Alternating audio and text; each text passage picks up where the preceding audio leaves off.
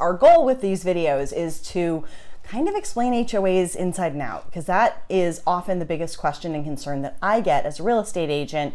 People don't want to deal with HOAs. They're scared of them. They've always heard that, oh, I shouldn't pay an HOA fee, blah, blah, blah, blah, blah. So we want to kind of like decode the HOA, take the mystery out of it, explain it so that maybe they're not quite as scary. Hi, I am Allesen Cann. I am a real estate agent here in San Diego with the Dean Aguilar team with Big Block Realty. Well, I am Margot Suarez, and I was for the past 10 years a property manager in the homeowner association industry here in San Diego. So now I have my own consulting firm in which I assist board members and homeowners who are in an HOA to navigate the system and help them figure out anything that's going on in their HOA that they're not happy with and get some results for them. So let's start with, what is an HOA? Sure. And what are the different types of management styles of HOAs? That's a great question. So at its basic form, an HOA is a homeowners association. Everybody that lives in an HOA is part of a community of that particular building or property. Okay. So they pay dues so that it can go towards paying for the common uses, such as utilities, usually water's included, trash pickup, sewer, and also maintaining the landscaping, the pool if there is one, a clubhouse. It also covers insurance for the property. So that's a lot of things that are all covered under one roof, and those are just the basics. Each HOA covers its own different things. So some you may find the roof is included, but if you live in a single family home, it may not be. So those are important things to know when you're looking at different properties and what is included and what isn't included. Right. No. Yeah. Very good. Okay. So the different types of properties that you were asking about, there can be anywhere from a townhome. They usually share a wall. Whether or not they have multiple units in a row, it just varies on how the building was built. Right. A single family home, which would be like a house, just a regular house on its own lawn, own yard, own thing, but they may still be part of a master plan community, or they may be part of multiple communities. Right. And those get a little bit complicated. Yes, they do. Multiple layers of homeowner associations, basically, yeah. And then you'll see like high rises and mid rises, which are mostly found in downtown San Diego. So those are those 40-story buildings, even the 7-story buildings. Yep. And those usually have elevators and trash chutes. They may even have concierge, security on site, and even a manager on site 5 to 7 days a week, depending. They usually have a front desk. So it really just depends on the type of property and what kind of assistance they need in order to operate. Gotcha. So I know as a real estate agent, when I would show condos especially, I was actually always really happy when there was a manager on site because they could answer all kinds of questions, point us in the right direction. Sometimes it's hard to find the amenities if you've never been in a building or whatever. Right. They were great guides for all of that. Yeah. But not all of them had managers. Why is that?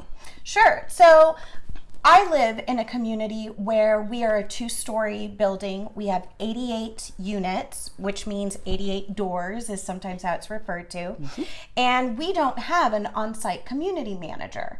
And the reason is because our community manager is part of a portfolio manager account, which means our manager not only manages us, but may also manage 5, 6, even up to 8 other properties. Wow.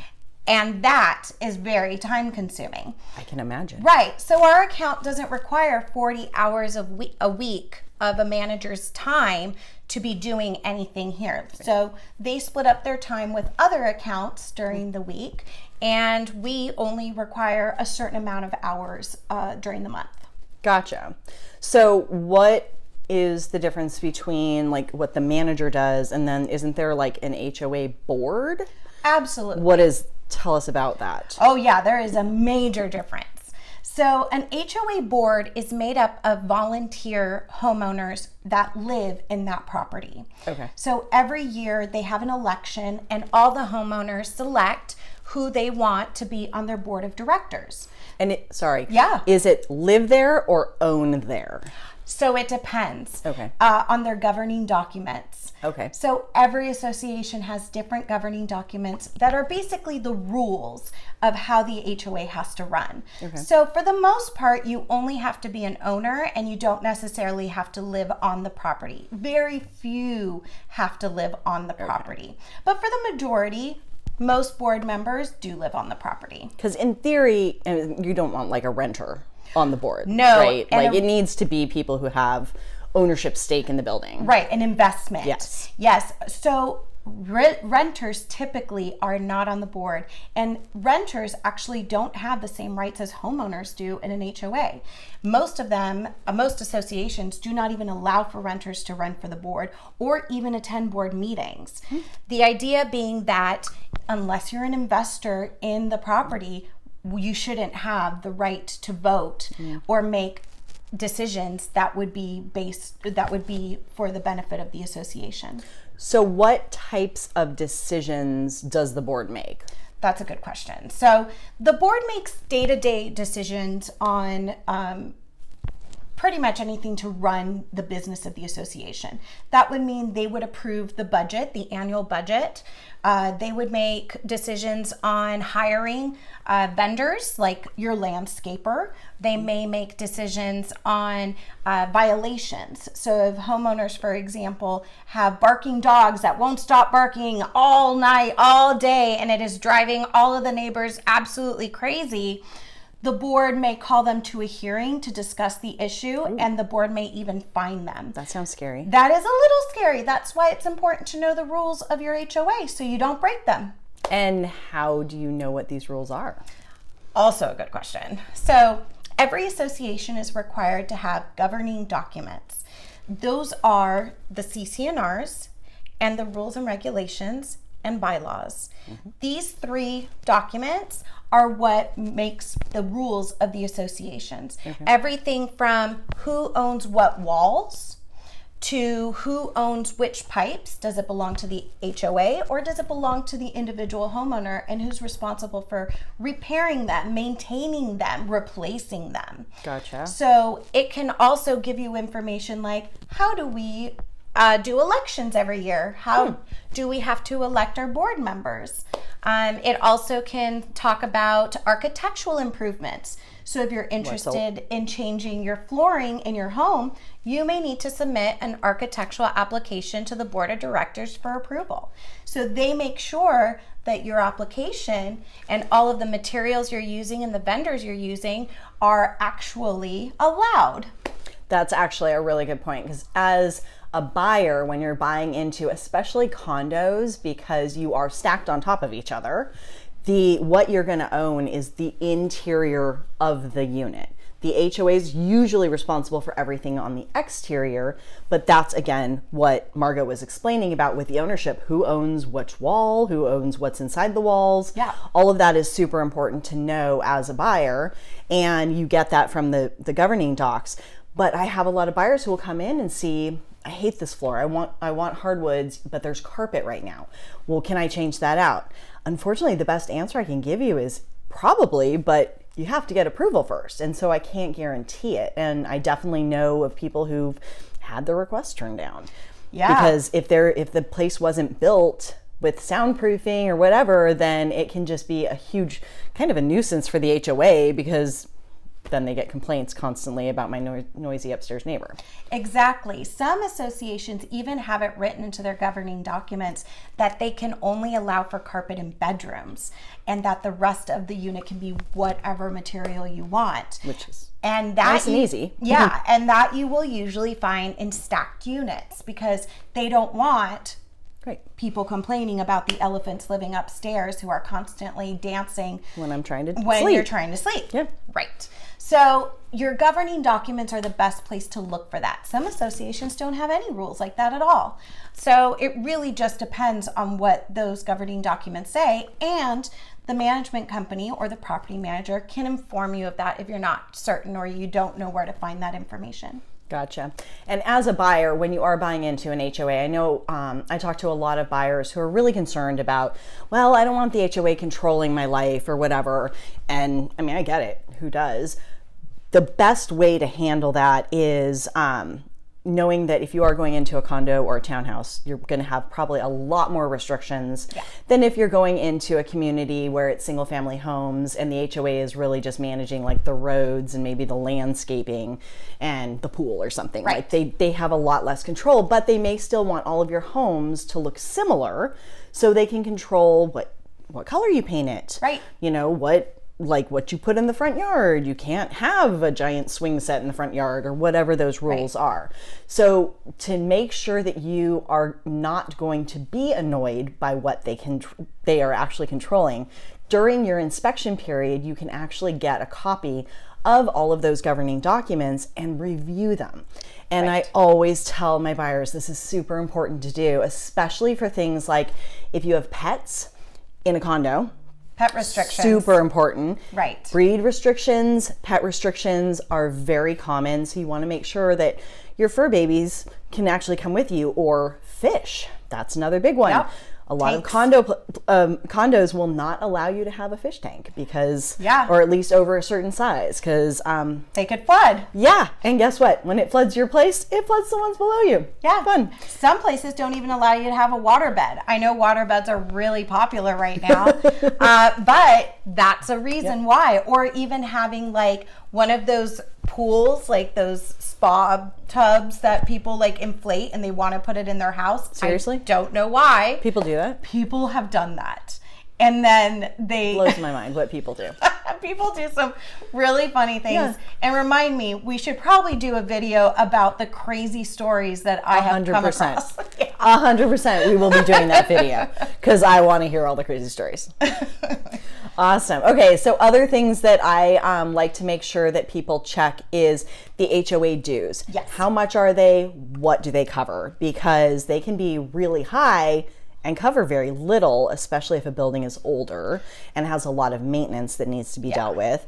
Or they can be really high and cover all the utilities. Right. And so there's a really good reason for it. Yeah. And then if they're really low, that can be a concern too, because then does the HOA actually have enough money to manage the property? Wow. Yeah, that is a lot to cover. Okay, so here is just the general. Usually when a building is new and the developer is still controlling development, or they're even on the board of directors because they can be, they will usually start selling the homes for a lot less than what you would expect as far as HOAs. Now, the cost of the home, that's a whole nother thing. Okay. But HOAs are usually really cheap because they want to move those properties. They want to sell. How do they determine the price, like the HOA payment? So you know that annual budget I was talking about? That's how they determine it. So in the state of California, a budget has to zero out. Okay. And what that means is the HOA cannot make a profit. So if they have figured out all of their expenses for the year and it comes out to, let's say, a ridiculous number like $1,000, they cannot make assessments per unit end up being more than $1,000 in total. So it has to zero out. They have to, for example, if there's 10 people there and the budget's $1,000, that means everyone would pay $100 for the year, right? Okay. They can't charge $105. Okay. So within that $100, would a portion of it already be going into savings for future expenses, repairs and stuff? Right. Okay. So that's called the reserve. Okay. So you have your operating account, which is your day-to-day stuff, right? Like paying for the utilities, paying for staff, paying for management, paying for trash. Those types of things are all the operating expenses. Gotcha. The reserve expenses, which as you refer to the savings account, is really just that. You are saving up money expecting that someday you're going to have to replace major components such as elevators. Oh, goodness. That's expensive, right? A roof, that's expensive. Major components, boilers, things like that. Painting the entire exterior of a building. Exactly. Yeah. Okay. All really expensive things. So that's what you're putting a chunk every month of your assessments are going into a portion or going into the reserve. So you have your everyday expenses, you have your save for a rainy day expenses, and that's where your money is going. Gotcha. And I know that when I am working with buyers who are buying into an HOA, I always want to know what their reserve fund is. Yeah. Because if it's zero or very low, then chances are your HOA payment is going to be going up soon.